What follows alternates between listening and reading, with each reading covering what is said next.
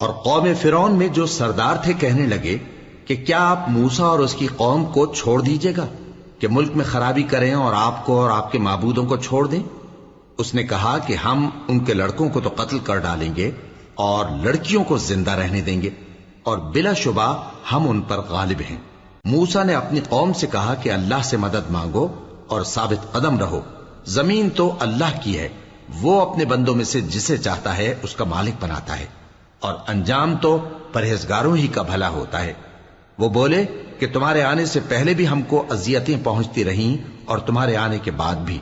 موسیٰ نے کہا کہ قریب ہے کہ تمہارا پروردگار تمہارے دشمن کو ہلاک کر دے اور تمہیں زمین میں خلیفہ بنائے،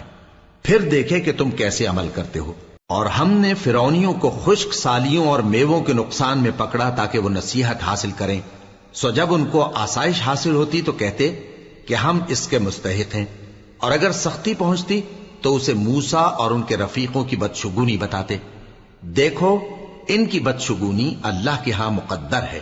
لیکن ان میں سے اکثر نہیں جانتے۔ اور کہنے لگے کہ تم ہمارے پاس خواہ کوئی بھی نشانی لاؤ تاکہ اس سے ہم پر جادو کرو، مگر ہم تم پر ایمان لانے والے نہیں ہیں۔ تو ہم نے ان پر طوفان اور ٹڈیاں اور جوئیں اور مینڈک اور خون کتنی کھلی ہوئی نشانیاں بھیجی، مگر وہ تکبر ہی کرتے رہے اور وہ لوگ تھے ہی گناہگار۔ اور جب ان پر عذاب واقع ہوتا تو کہتے کہ موسیٰ ہمارے لیے اپنے پروردگار سے دعا کرو جیسا اس نے تم سے عہد کر رکھا ہے، اگر تم ہم سے عذاب کو ٹال دو گے تو ہم تم پر ایمان بھی لے آئیں گے اور بنی اسرائیل کو بھی تمہارے ساتھ جانے کی اجازت دیں گے۔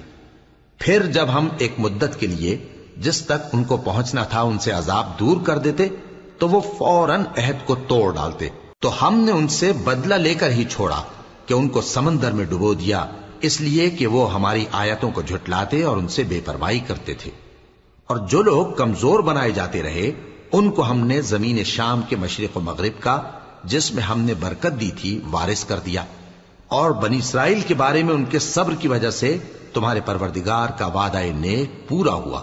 اور فرعون اور قوم فرعون جو محل بناتے اور انگور کے باغ جو چھتریوں پر چڑھاتے تھے سب کو ہم نے تباہ کر دیا۔ اور ہم نے بنی اسرائیل کو سمندر کے پار اتارا تو وہ ایسے لوگوں کے پاس جا پہنچے جو اپنے بتوں کی عبادت کے لیے بیٹھے رہتے تھے۔ بنی اسرائیل کہنے لگے کہ موسیٰ جیسے ان لوگوں کے معبود ہیں ہمارے لیے بھی ایک معبود بنا دو۔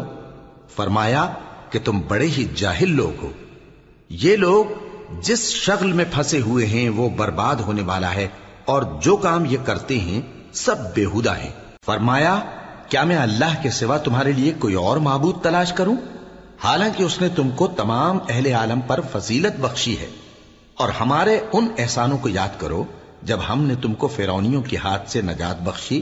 وہ لوگ تم کو بڑا دکھ دیتے تھے، تمہارے بیٹوں کو تو قتل کر ڈالتے تھے اور بیٹیوں کو زندہ رہنے دیتے تھے، اور اس میں تمہارے پروردگار کی طرف سے بڑی آزمائش تھی۔ اور ہم نے موسیٰ سے 30 رات کی میعاد مقرر کی اور 10 راتیں اور ملا کر اسے پورا چلہ کر دیا، تو اس کے پروردگار کی 40 رات کی میعاد پوری ہو گئی۔ اور موسیٰ نے اپنے بھائی ہارون سے کہا کہ میرے کوہ طور پر جانے کے بعد تم میری قوم میں میرے جانشین ہو،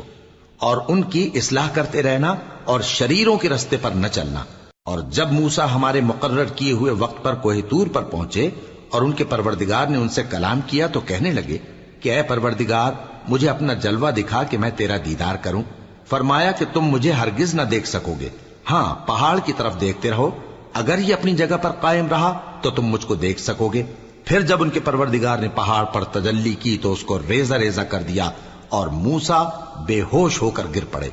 پھر جب ہوش میں آئے تو کہنے لگے کہ تیری ذات پاک ہے اور میں تیرے حضور میں توبہ کرتا ہوں اور جو ایمان لانے والے ہیں ان میں سب سے اول ہوں۔ فرمایا اے موسیٰ میں نے تم کو اپنے پیغام اور اپنے کلام سے نواز کر لوگوں سے ممتاز کیا ہے، تو جو میں نے تم کو عطا کیا ہے اسے تھامے رکھو اور میرا شکر بجا لاؤ۔